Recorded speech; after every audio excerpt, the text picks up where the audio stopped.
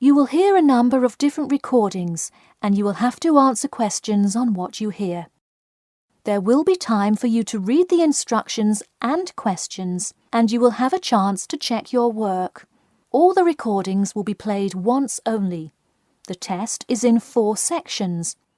At the end of the test, you will be given 10 minutes to transfer your answers to an answer sheet.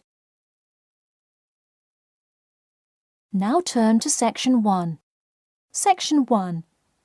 You will hear a conversation between Peter and Jim talking about some details for their shared accommodation. First, you have some time to look at questions 1 to 4.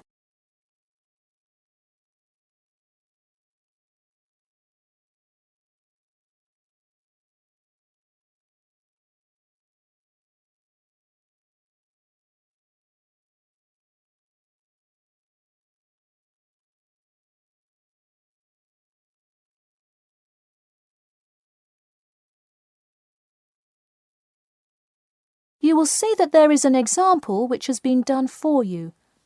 On this occasion only, the conversation relating to this will be played first. Hey Jim, it's Peter. Oh hey Peter, what's up? I thought I'd call so we could hammer out the details for next year's lease. Peter says that he wants to hammer out the details for next year's lease with Jim. So, lease has been written in the space. Now we shall begin. You should answer the questions as you listen, because you will not hear the recording a second time. Listen carefully and answer questions 1 to 4. Hey Jim, it's Peter. Oh hey Peter, what's up? I thought I'd call so we could hammer out the details for next year's lease. That's a good idea. Did we ever decide on how to split the total rent? Well, I was thinking, since my room is bigger, I probably should pay a little more. So I could pay £110 and you could pay £80. Does that sound okay? Considering that my old apartment cost me £100 for a smaller room, I'm definitely all right with that. Hey, I was looking at a map of the area and can't seem to find a bus stop near it. Do you know where we would catch the bus? Well, the bus is actually pretty far from us, but we have that garage that we can park our cars in. Wow, that's great. Convenient parking is hard to find, so we're lucky we have that. Okay, so we have a whole lot of things we'll need to buy when we move in. How do you want to split that up? I was wondering, do you still work at the supermarket? Yep, every Tuesday and Saturday. Would you be able to buy things from there if I sent you a shopping list? Sure, I can do that. Great. Then I can take care of whatever else we need that you wouldn't get at a supermarket. If you want, I'll pick you up from work that day and we can go to the apartment together. Oh, that would be great, thanks. No problem. That way we can split the cost of petrol. Works for me. It's so expensive these days, isn't it? It's downright obscene. Before you hear the rest of the conversation, you have some time to look at questions 5 to 10.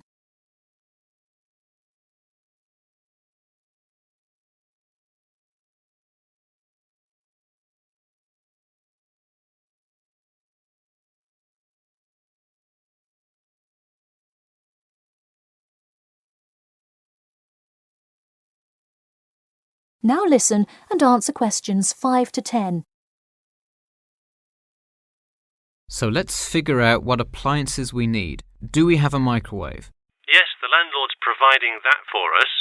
Hey, do you still have that space heater, though? We need one for the kitchen since it's not connected to the central heating. All right, I'll bring that. Anything else? Well, I have some dining room and living room furniture I can bring, so that should take care of most of the big stuff. You know what we do need, though? Could you bring a toaster? I actually don't have one. It doesn't come with the microwave. No, the landlord is only supplying the microwave. It would really help if you could bring one. Okay, I'll pick one up at the store. You know, I also have this cool antique rotary phone that would be a cool addition to the apartment, sort of as decoration and utility. Oh, cool. The only thing is, we'd have to put it in the kitchen unless you want it in your room. Why not put it in the living room? The living room's too loud to have a phone conversation. The noise sort of carries, so if one person is trying to watch TV or have friends over, the person on the phone won't be able to hear. Okay, well I guess kitchen it is then. Any other big things we need? That seems like everything. That's all I can think of. And of course, move-in is June the 1st. I can't wait. We'll be able to watch the big game in our new apartment. It's going to be awesome. Yeah, we can move in the morning, and then Friday night we can sit back and cheer on Liverpool. I have an exam in the morning, but we'll be done around 11 a.m. and can move in after. Wait, Liverpool? You're joking, right? I thought you were a Manchester United fan. Man U? No way. Liverpool all the way. Oh no, I don't know if I can live with a Liverpool fan. That is the end of section 1. You now have half a minute to check your answers.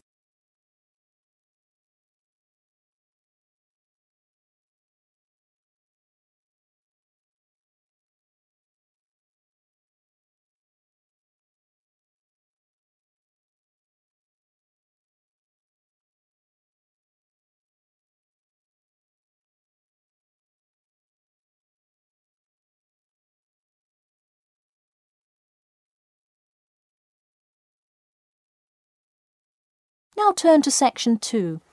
Section 2. You'll hear an HR representative of Earn and Learn giving some information about her company. First, you have some time to look at questions 11 to 16.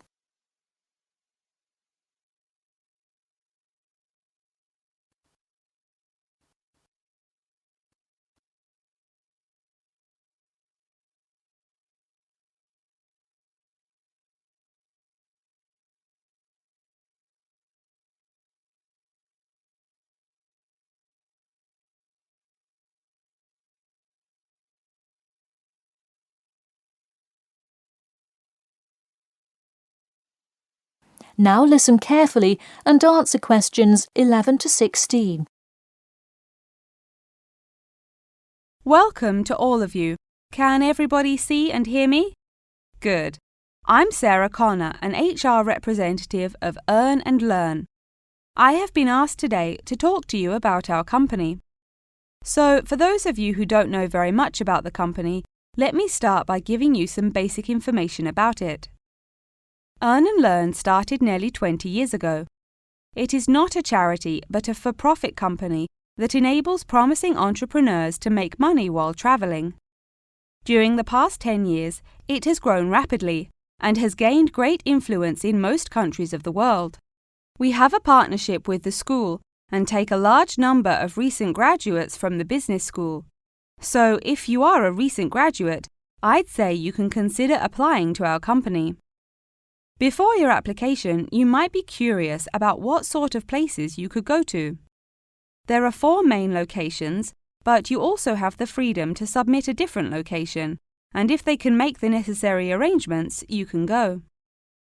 The first country Earn and Learn established locations was the US, where you may choose from multiple locations, as long as you can commit to their more rigid schedule of August to December. Also, you could do the Australia internship. That one is really cool. You work at a wildlife shelter and learn about the business practices of non-profit organisations. You do have to be willing to commit 8 months for that one, though. Perhaps that's a long time to be so far away, but I would say it is really an amazing opportunity. I don't know whether some of you are in decent physical shape. If so, the South Africa internship is another exciting one. You learn a lot about sustainable farming, but you would be doing some of the manual labour involved in maintaining a farm. Indeed, it's hard work, but I think you would definitely be able to do it. It may be wise to wait until after their summer is over, so it's not so terribly hot. In addition, there is a most recently established location in India. This one gives you more of a study abroad feel, given that they arrange a host family for you to stay with. In the other locations, You live in an apartment with other interns, so this is definitely a unique experience. Before you hear the rest of the talk, you have some time to look at questions 17 to 20.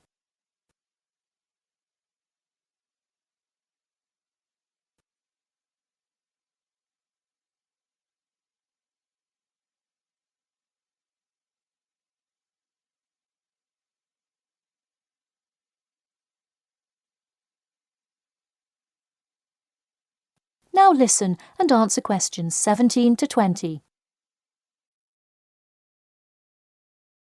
Regardless of where you go, at the end of the program you get a global travelling certificate, as long as you can explain your experience. You can provide a written log of what you did. I recommend writing journal or blog entries about what you do every day, or a weekly summary of each day. Of course, you don't have to write up a formal report or anything like that, and you need to apply for it once you have returned. Some students may want to know whether this is a paid internship. Actually, you have to pay for the flight there yourself. But you have the opportunity to create your own small business, which could earn you money if it's successful. So basically, you pay for it all up front, but when you're there, you can find ways to make money. That is to say, you pay for 2/3 of the cost up front as a deposit, and then give the final installment 1 month prior to your return. Finally, I have to remind you that you need a health check before you go to make sure you're not going to spread any communicable diseases. In addition, before you go, you don't have to attend any meetings or workshops. You'll meet everyone you'll be working with once you get there. Okay, well, that's all I've time for today. Thanks for listening, and I'm happy to take any questions if you have them. That is the end of section 2. You now have half a minute to check your answers.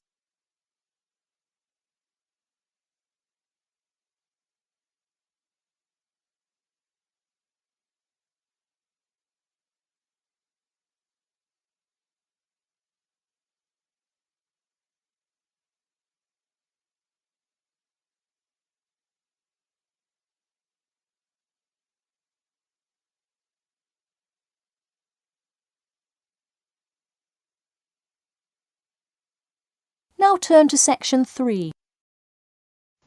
Section 3. You will hear a student called Margaret Parkinson talking about the class she missed on Thursday with her professor.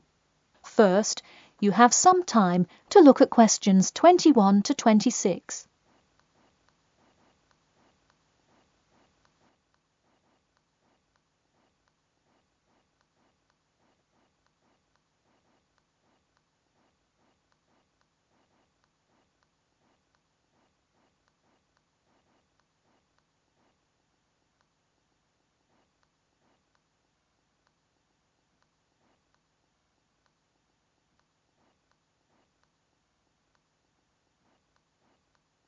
Now, listen carefully and answer questions 21 to 26.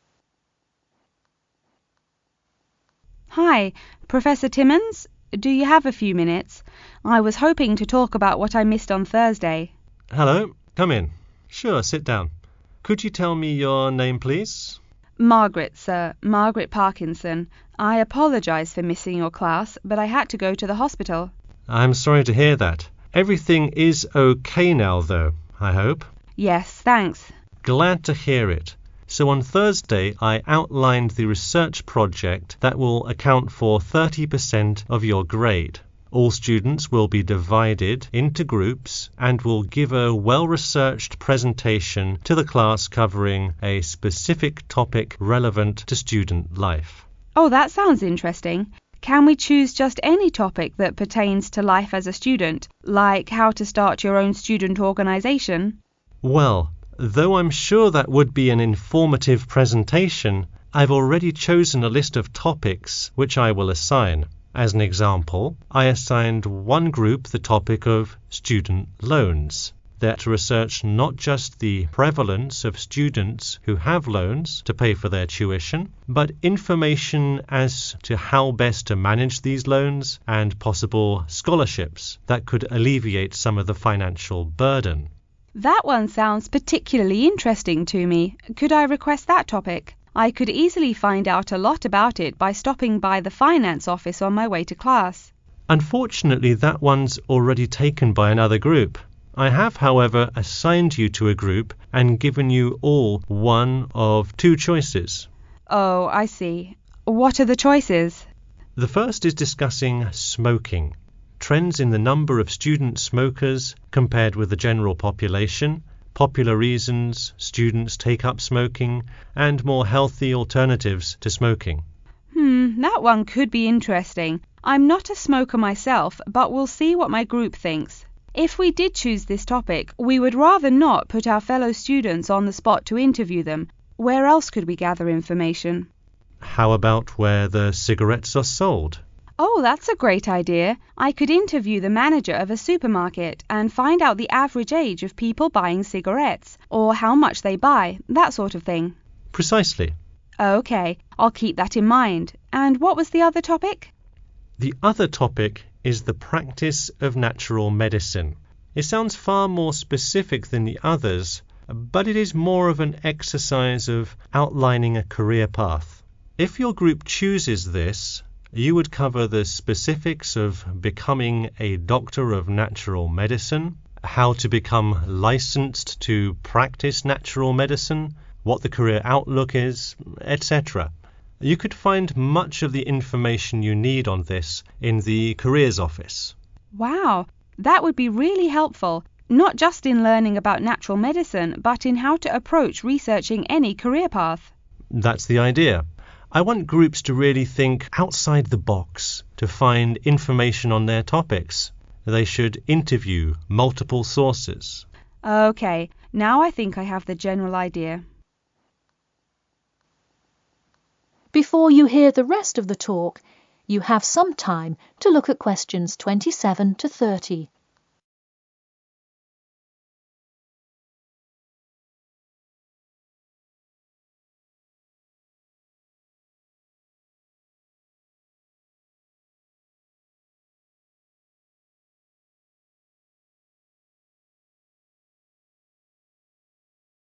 Now listen carefully and answer questions 27 to 30. When is the presentation due? I expect each group to send me an email attachment of the plan ahead of time by October 10th, so that I can ensure that you are on the right track. Oh, that's actually really reassuring. I would hate to spend so much time on a presentation only to find we had taken it in the wrong direction. So when is the presentation?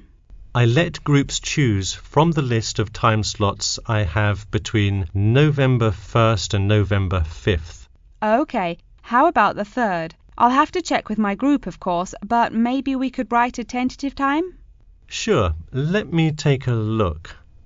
I'm actually booked completely through the 3rd and 4th now. How about sometime in the afternoon of the 5th? Great, how about 2 o'clock? No problem. I'll pencil your group in. Okay, thanks. And to clarify, what exactly is due in the first phase? Before the October deadline, I want your group to have compiled resources and then to provide some initial data analysis to support your claims. Okay, so data analysis is due the 10th of October, and then the Presentation? Yes. The final phase is simply giving the presentation on the 5th of November. All right, I think I have all the information I need. Thanks. You're welcome. See you in class tomorrow. That is the end of section 3. You now have half a minute to check your answers.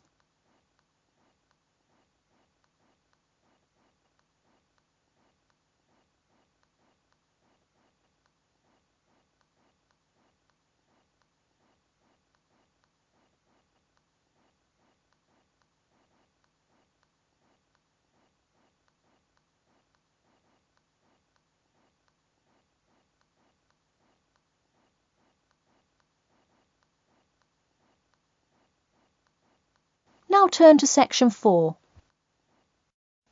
Section 4.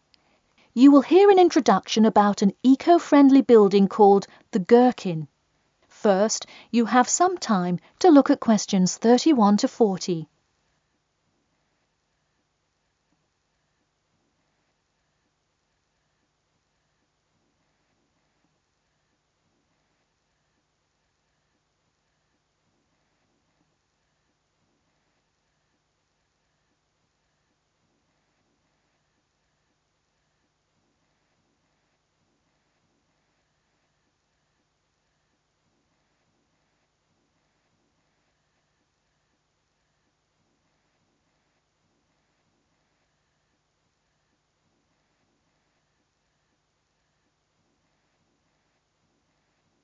Now, listen carefully and answer questions 31 to 40. Today, I'd like to tell you about how UK architects are playing their part to address the issue of global warming. You have seen many of these iconic buildings while going about your everyday life, but you may not know how they are affecting your tomorrow. In 2003, construction was completed on the famous Swiss rebuilding, or more informally called the Gherkin, a true masterpiece commissioned by the law offices of Foster and Partners. This is not the first ambitious endeavour of the firm. They are renowned for their various philanthropic environmental efforts. The Gherkin, with its cutting-edge green initiative and sharp design, is gaining recognition as an icon in modern architecture. You can pick it out of the London skyline by its unorthodox cigar shape. While its appearance is the obvious attribute at which to marvel, there is far more to this building than meets the eye. And let's face it, there's a lot about this building that meets the eye. The building helps reduce the city's carbon footprint in a number of ways. Just a quick note, in case you're not familiar with the term carbon footprint, get used to it. It's a buzzword you'll hear relentlessly to talk about reducing emissions. Think of it as the amount of harmful greenhouse gases that are given off into the environment by a single person, organization, or product. So going back to the Gherkin building, perhaps the most obvious as well as the most significant eco-friendly feature is the glass windows, which allow light to pass through the building, both reducing heating costs and brightening up the workspace. The ingenuity behind the various eco-friendly aspects of the Gherkin has seen its fair share of publicity both from serious and silly sources. In a recent April Fool's Day edition, One e-publication printed a story detailing plans to replace 50% of the current exterior with grass, which would not only make large steps in the name of sustainability, but also give the building the green hue that would truly earn it the nickname of the Gherkin. The only drawback is, as you may have guessed, that this story was an April Fool's Day joke and completely made up.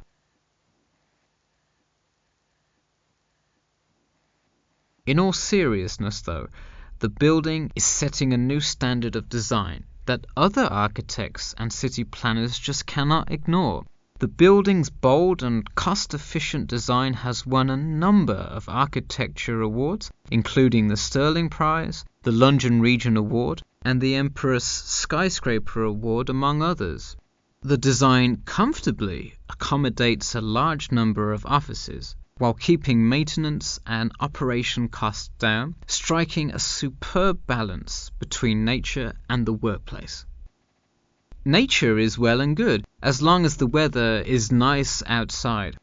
Given London's notoriously bad weather, the architects knew they must devise a quality temperature regulation system, and that they did.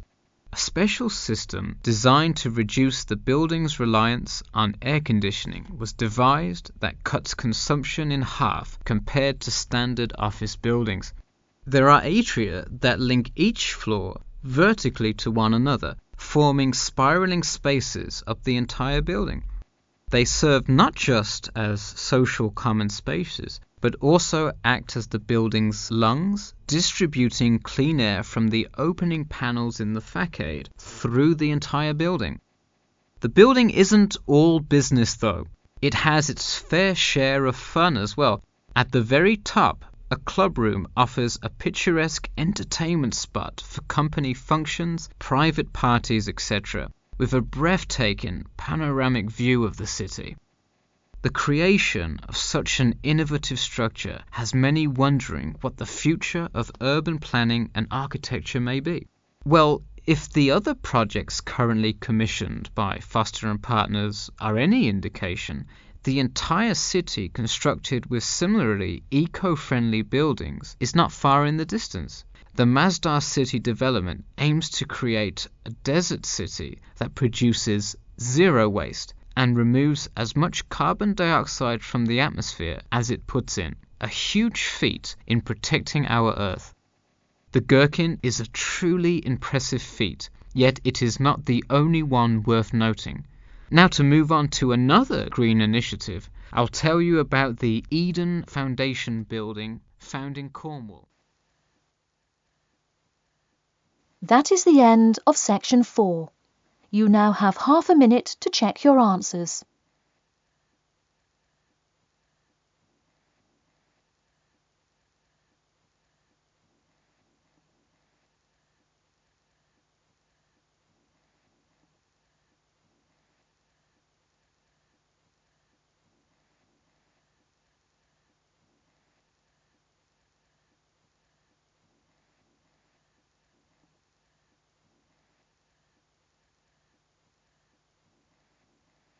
That is the end of the listening test. In the IELTS test, you will now have 10 minutes to transfer your answers to an answer sheet.